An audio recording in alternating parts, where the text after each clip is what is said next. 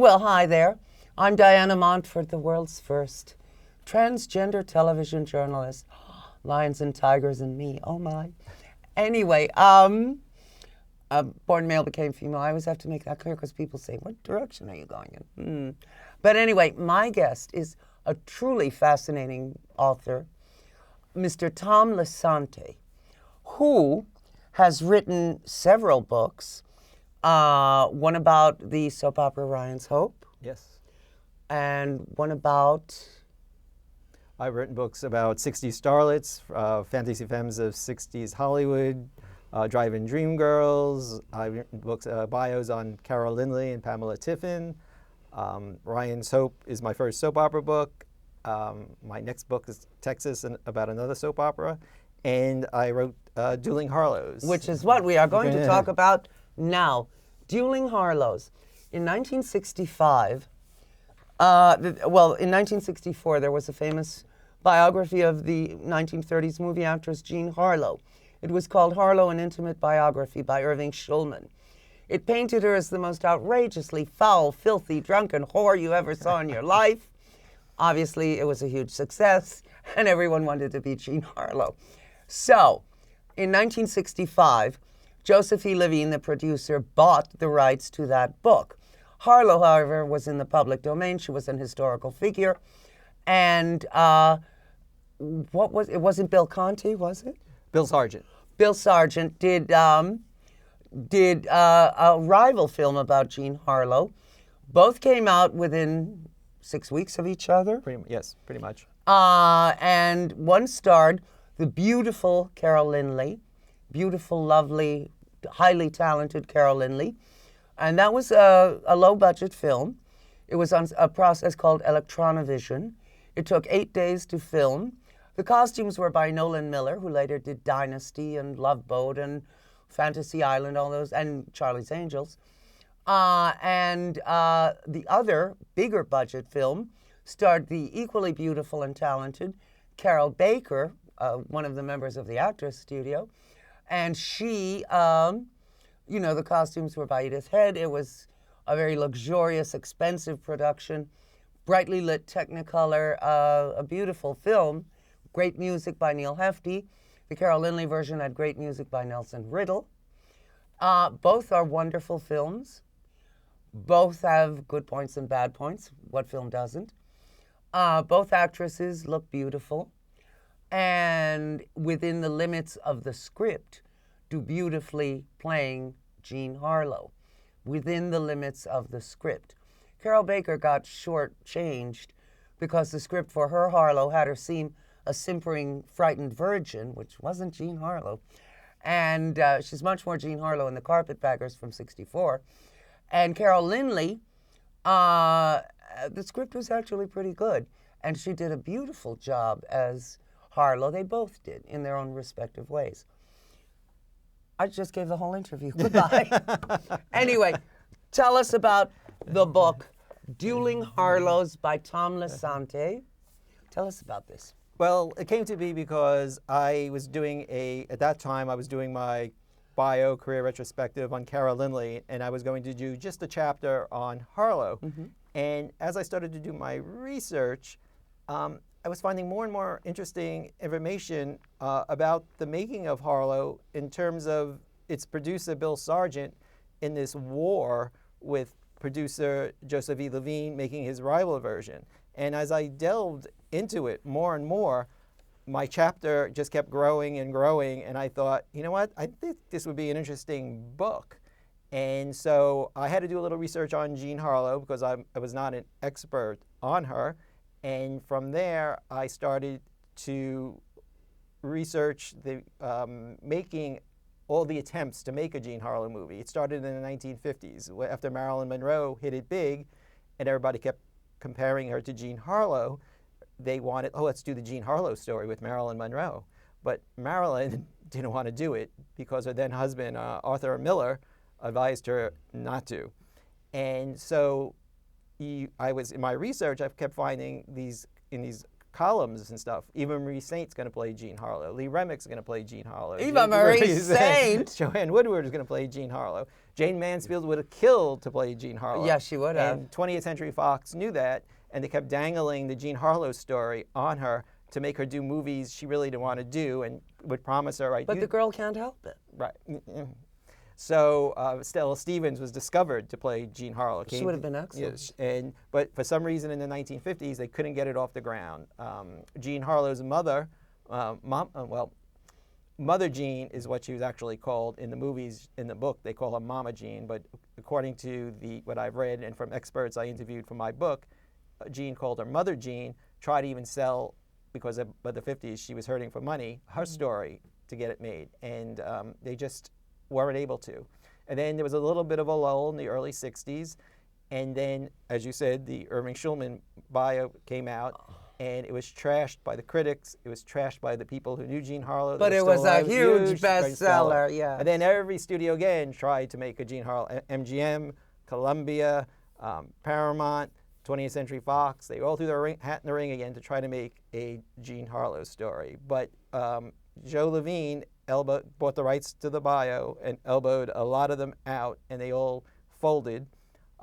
Unfortunately for Carroll Baker, who had just, like you mentioned, did The Carpetbaggers, where she played a Jean Harlow-type character, was attached to the Columbia Pictures. The Paramount Pictures. Well, first it was Columbia, with Sir Carol Reed directing. And then she really wanted to do that, but they told her she had in her contract to do The Carpetbaggers, she owed Paramount one more picture and was forced to do the Paramount. Now, I would like to explore Elkie Summers, Jean Harlow, directed by Sir Carol Reed. Sounds perfect. Yes, Elkie Summers was one of the ones I found mentioned in a column as being considered, and I have no idea how they would have, what they've done with her German accent. You will do it my way. And so when the dust cleared, you had Joe Levine standing there with his Harlow by himself, he thought, but Bill Sargent was an independent producer. He came up with this Electronovision form of filmmaking, which was tape it live on kinescope and immediately transfer it to film. So it's really done quickly, and you don't need different takes because it's done like a TV show with the cameras all over the place. And it really looks much more 30s than the Technicolor film. Yeah. So he did that with Hamlet with Richard Burton on Broadway, and that made money. And then he did something called The Tammy Show. It was a rock and roll concert hosted by Jan and Dean, and that made money. So his next thing was, well, now I'm going to do a feature film. And he chose Harlow because it was in the, like you said, her life was in the public domain. He used Carl Tumberg, who wrote the screenplay for Ben-Hur, a lot of other movies, to write an original screenplay. So it wasn't based on the book. And you could tell because in the Carroll Baker Harlow, because Arthur Landau, her first agent, contributed to the book, he's in it the entire way, played by Red Buttons. Which is not the way it was at all. But in the Carol Lynley version, there's no agent whatsoever because they didn't want to get sued by Arthur Landau. Who was also hurting for money. Right. And here's a fun fact. In the Carol Lynley version, the last film that Ginger Rogers ever did is where she plays Mother Jean. Yes. So. Yeah. But both films had casting problems as well. Carroll Baker being forced to do the Paramount with Joe Levine, and the original cast of Jean Harlow and Mama Jean for the Bill Sargent version was Dorothy Provine as Jean Harlow and Judy Garland as Mama Jean. And from my research, they started rehearsals, and Bill Sargent did not like the way Dorothy Provine was portraying, especially her death scene. And he said in an interview, I didn't feel sorry for her. And so they parted ways, and he needed a quick replacement. And I don't know if this is true, but according to some interviews he gave, he had someone go through the Players Academy and put Jean Harlow type hair on everyone. And when they got to Carol Lynley, they thought she looked like Jean Harlow. I think it had more to do with Carol Lynley just appearing in Playboy. She did Carol Lynley Grows Up. She was topless. She was trying to shake her ingenue image. So that was around the same time. So I think that had a lot to do with it. I interviewed Carol Lynley for the book. She said that when her agents brought it to her. They wanted her to do it. She didn't know hardly anything about Jean Harlow, but she was told, Judy Garland is playing your mother. And she told me that that was the only reason she decided to do it, because she wanted to do a movie with Judy Garland. And at that time, she said she had no clue that they were doing another version of Harlow with Carroll Baker. She didn't find that out until they started to film. Now, didn't Bill Conti and Josephine Levine almost come to blows at the 1965 Academy Awards? Yes. So as both films went into production at the same time, Carroll Baker kept haunting Joe Levine and said, don't even think about the other Harlow. Let's just take our time and do a really good movie. He was very egocentric, and he was in a battle of words with Sargent, trading barbs in all the trade papers at the time. Well, in the Carroll Baker version, I heard that they okayed the first take no matter what. Yes. And that in one scene where she's begging her mother to sign her contract with Howard Hughes, her brassiere strap slips out of her dress. They kept it in. Yes, it was a rush production, and it really took the toll on Carroll Baker. She had a nervous breakdown after. Right, exactly. I interviewed director Fred Zinnemann's son. Tim Zimmerman was the assistant director on that Carroll Baker one. And in Carroll Baker declined to speak to me with the book, but she graciously said I could use anything in her memoir that she wrote about it. An excellent book, by the way, Right. called Baby Doll. Right. And she, in her memoir, she talks about this annoying assistant AD who sat outside her trailer and then followed her around constantly to make sure she got to the set. That annoying assistant director was Tim Zimmerman, who I interviewed for my book, who did not have very nice things to say about Carroll Baker as well. Remember, she was under great stress. Exactly. And so it was not according to Tim, it was not a happy set at all. And they, as you mentioned, everything was one take, and Carroll Baker in her bio wrote that the actors of the stature of Angela Lansbury, Red Buttons, Mike Connors were rehearsing on the sly and during lunch hours, on breaks, just to get some type of rehearsal. And poor Ralph Alone, who plays Jean's stepfather, Marino Bello, is learning it phonetically, and you can sort of tell, because he talks like this. Yes. You know, he doesn't quite know what he's saying. Right. And then, he was a much better Marino than Barry Sullivan. Yeah, Barry Sullivan. Oh, please. But on the other shoot, they rehearsed for 3 weeks, and then Carol Lynley told me Judy Garland came to her and said, "Carol, I love you. I really like working with you, but this is going to be a piece of shit." She goes, "I'm going to quit. I know they're going to say I was drunk, I was this, I was that, I couldn't handle it, but Carol, this is going to be a piece of crap, and I'm out of here." And Carol Lynley told me that she was taken aback, but it was on a Friday, and she said, "You know what, maybe it's just Judy being Judy."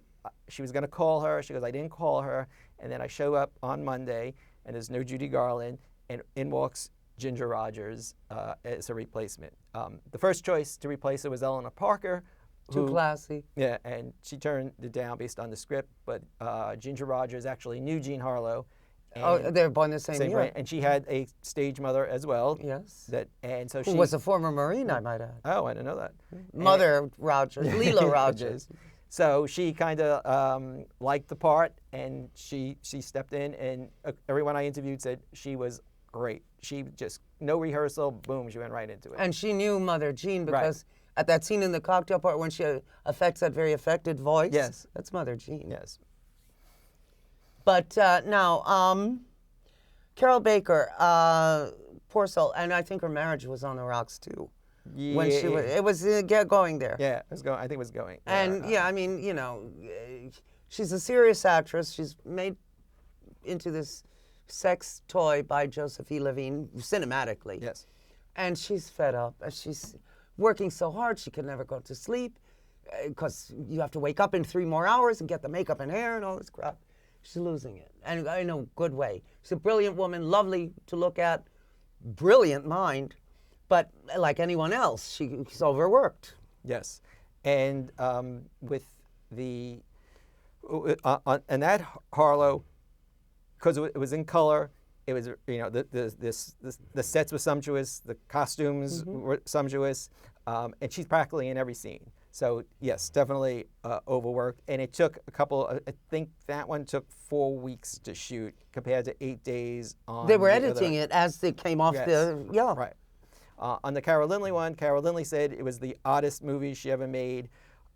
You would do a scene, the cameras were hidden behind pictures, behind the walls, vases, and you would start and you would see, like she said, like all of a sudden something would slide open and the camera would be there.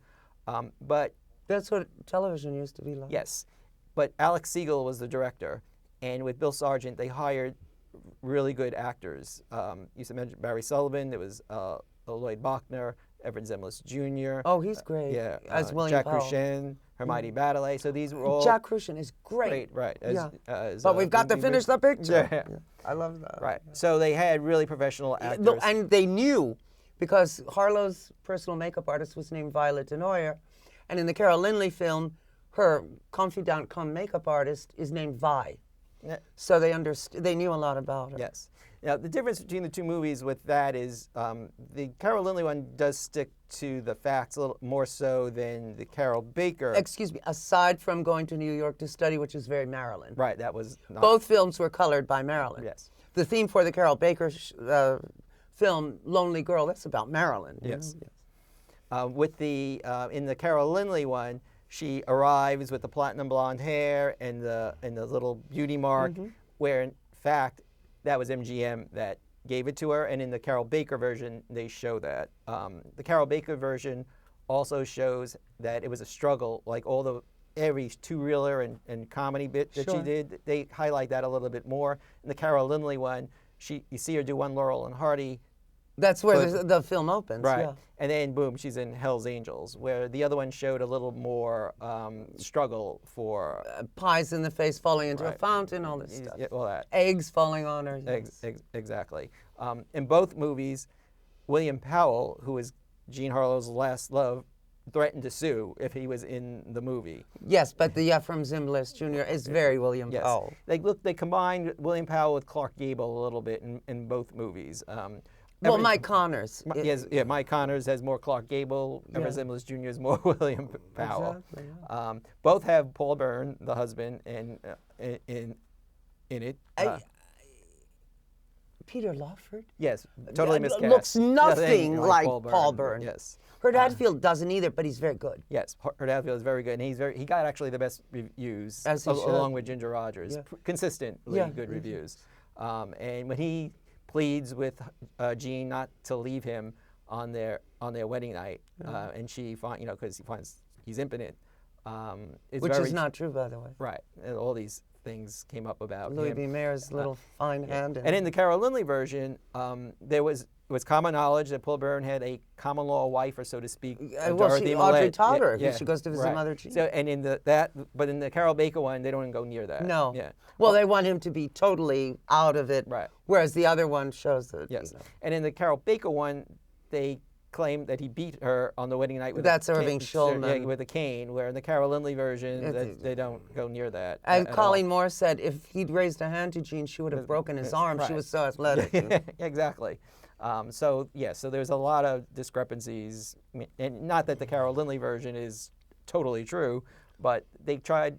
As I interviewed Darryl Rooney, who's a expert. Hallelujah! Yes. And for the definitive Harlow expert. Yes. And I also read Eve Golden's biography. I love Platinum Girl. Yeah, Platinum Girl. So and David Stan, come on. Yes. So I use that as my research to see, because they pretty much hone in on what is maybe not 100% the truth, but close, because you can't prove what happened. Nobody's around, and the way the studios would go in and clean up messes. In Harlow's case, they sort of dirtied her. Yeah. So and Darryl said the Lynley one does stick to the edited facts. However, it's like a checkbox. All right, we check this off. She doesn't like to wear a bra. We check this off. Where she looks beautiful. Yes, right. And that was the other thing. The Carroll Baker one doesn't go anywhere near her not wanting to wear a bra. And the Carroll Baker one, she looks like a 1965 cheerleader. Yeah. Time magazine said she's accused of having the body of a woman and the emotions of a child. Time magazine said she has the body of an ingenue, of a junior miss, and the emotions of a den mother because she's so prudish and now don't you touch my breast, you man. I mean, that's ridiculous. Yes. And also the Carroll Lynley one shows how Jean Harlow was a good crew gal. She loved the crew, and they're because it was done cheaply, it was easy to have her no scenery and her up in the rafters and stuff. Where the Carroll Baker one, all her scenes at the studio were in her fancy dressing room, and trading quips with Mike Connors as / Clark Gable / William Powell.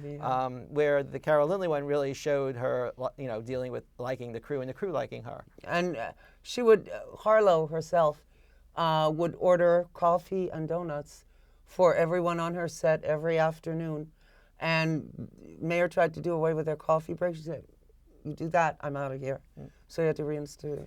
Well, here's an interesting thing with Carroll Lynley. I interviewed Mike Westmore, who was her makeup hallelujah man. Again, yes. And Mike said that because it was done at a studio that had no commissary, the assistant director would come in every day and ask Carroll what she wanted for breakfast, and she would order a big breakfast, and then he would deliver it. And then it went on for 7-8 days, and on the last day, the AD said to Carroll, he goes, "I can't understand it." He goes, "You order this huge breakfast of pancakes, and you haven't gained a single pound." She goes, "Oh, I don't eat it. I give it to Mike." And the assistant director, he said, turned to Mike and just growled at him that he was doing all this work because he had to go off the lot, get the breakfast, thinking it was for Carroll, but she was feeding her makeup man. And he wrote a wonderful book too. Yes, he did. Yes, Makeup Man, it's called, and it's wonderful. He loved Carroll. He had no idea even how he thinks she knew his uncle Bud. Bud I'm Westmore. sure everyone knew everyone. And because he was surprised. My mother was a writer for 20th Century Fox. Everyone knew everyone. Yeah. And he got permission, because he was under contract to Universal, and he got permission to do the movie. And he adored Carroll, and he regrets that he never got to work with her again. But Carroll Lynley. Carroll Lynley. But she did work with his uncle Perk Westmore. Perse. Oh, right, Perse. It drove him crazy if you called him Perk. Oh, really? All right. Like really crazy. I didn't know that. Perse. So, yes. Because it's Percival. On Once You Kiss a Stranger. And so there was the Westmores were all over Hollywood with the makeup. They invented makeup as we know it today. Right. Everyone says Max Factor, yes, but he hired the Westmores. So. Yes. So, so Carroll kind of took care of her crew member. And she looked magnificent. Yes. The costumes by Nolan Miller in the Lynley version are perfect. Yeah. Spot on Harlow 1930s. Yes. Darryl Rooney favored the Carroll Baker one more than the Carroll Lynley one, but he gave props to Nolan Miller's costumes, and his favorite gown, he said, that was designed by Miller that Carroll wore in the movie. I love Carroll Baker. I love her. She's brilliant, she's beautiful, but I have to say, I myself prefer, and I am a Harlow expert, much prefer the Carroll Lynley version.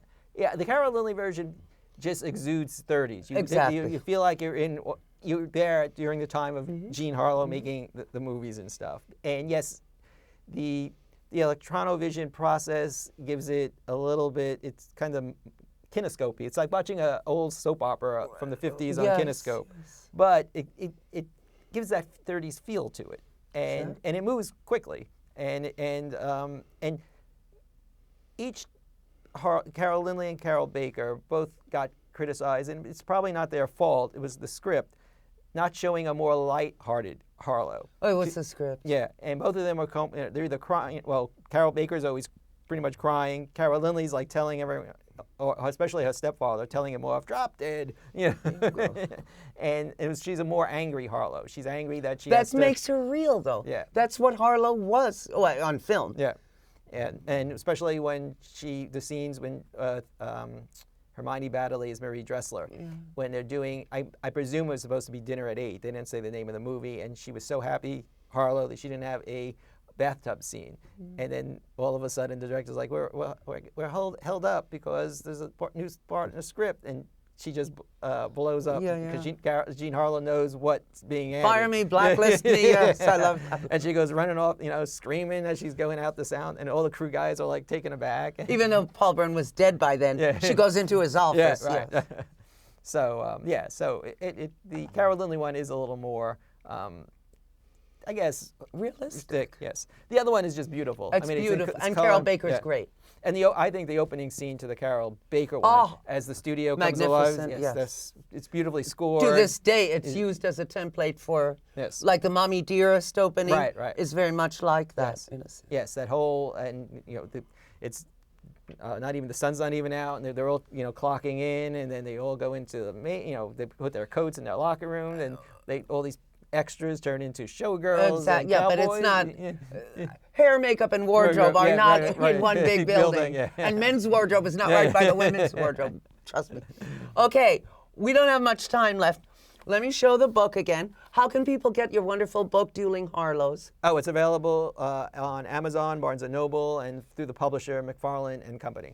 Yes, and whether you like Jean Harlow or not, you will be fascinated by what it says about film production, in the 1960s, and about these two gloriously beautiful young women, one of whom is still alive. Carroll Baker's 91, I believe. Yes. And she is still alive. And the lovely Carol Lynley sadly died at 77, but both were quite popular and important in their day. Both have made great films. And it's a great book, and it's full of beautiful photographs of these glorious beauties in all their magnificence, like this, hubba hubba, cutie pie. So get this book. Are you going to give me this? Oh yes, Mwah. That's why I brought it. I love this book. I love Tom Lisanti, a brilliant film author, brilliant. Thank you. You're welcome, and you are. You're a genius. Oh, thank you. Anyway, I love you a lot. I'll see you next time.